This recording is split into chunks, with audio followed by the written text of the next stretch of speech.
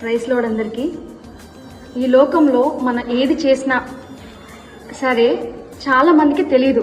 ఎందుకంటే అది రహస్యంగా చేసినప్పుడు కొన్నిసార్లు అనుకుంటూ ఉంటాం, నేను చేసేది ఎవరికి తెలియదులే, నేను బాధపడేది ఎవరికి తెలియదులే, నేను వేదన పడేది ఎవరికి తెలియదులే, మనుషులు ఎవరు చూడట్లేదులే, మనుషులు ఎవరికి అది తెలియదు అని చెప్పి అనుకుంటూ ఉంటాం.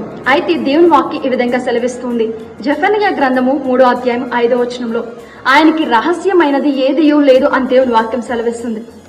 మనుషులకు మరుగే ఉండొచ్చు, మనుషులకు కనిపించకపోవచ్చు, కానీ దేవునికైతే ప్రతిదీ కనిపిస్తుంది, ప్రతిదీ ఆయన చూస్తూ ఉంటాడు. ఆయనకి రహస్యమైనది ఏదీ లేదు. మనం ఏది ఆయన దగ్గర దాచిపెట్టలేం. మనుషుల దగ్గర అయితే దాచిపెట్టొచ్చు, కానీ ఆయన దగ్గర మనం దాచిపెట్టలేం. ఆయనకి రహస్యమైనది ఏది లేదు కనుక మనం జాగ్రత్త కలిగి ప్రవర్తించి ఆయనలో దినదినము ఎదుగుదము గాక. ఆమేన్.